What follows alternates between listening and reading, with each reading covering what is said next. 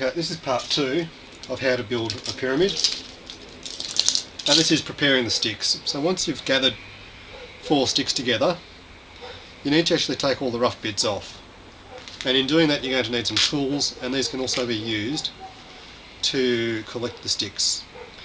Now when I go out looking around for things, not only do I take the permanent marker with me, but I always take my multi-tool with a small cutting blade on it. It's slow, it's tedious, the blade itself is quite blunt, but it'll get the job done if you need it done. Always fold the blade away, put it back in the pouch, and I always attach that to my belt.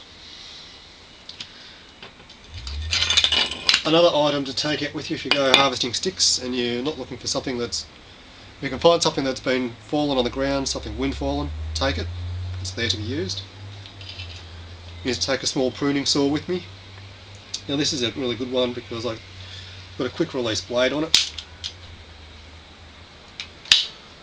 So I can take the blade off, turn it around so the teeth face the inside, which makes it safer for carrying, get to where I need it to be, reverse the blade around, and I can just start hacking at it.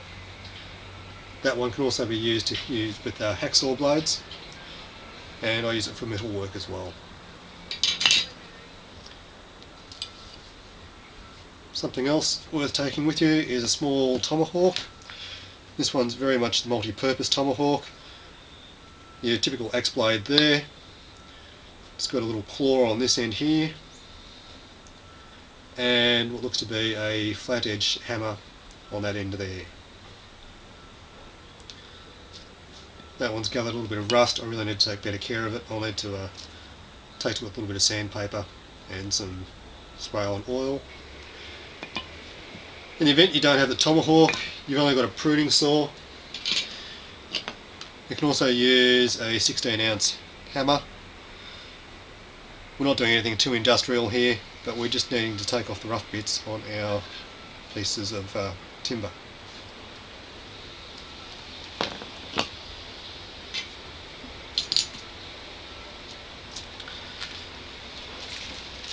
Now when you make the pyramid, things to look out for are little sticks like this, nodule bits hanging off the end. When you make the pyramid, they will jut out and you will catch yourself on them. You will tear your clothing, you will rip your skin, you will be bleeding like a cut pig. So it's just a matter of taking them off. Smashing them in. If you need to, peel off bark, especially if you're doing this indoors, because bark will drop and shed all over the house.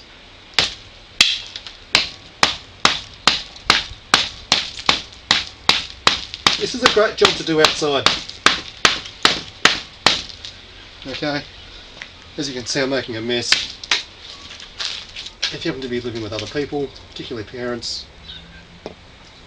it's not a good idea to do it inside. Work on a good, solid, hard surface, and if you need to, put your foot up to steady what you're mashing away at.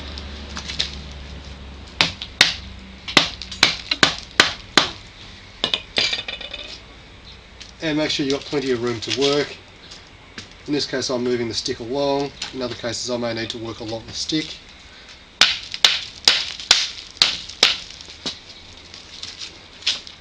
And it's probably just as well that fell off, because I was just thinking that this stick is in its own right probably a little bit too long.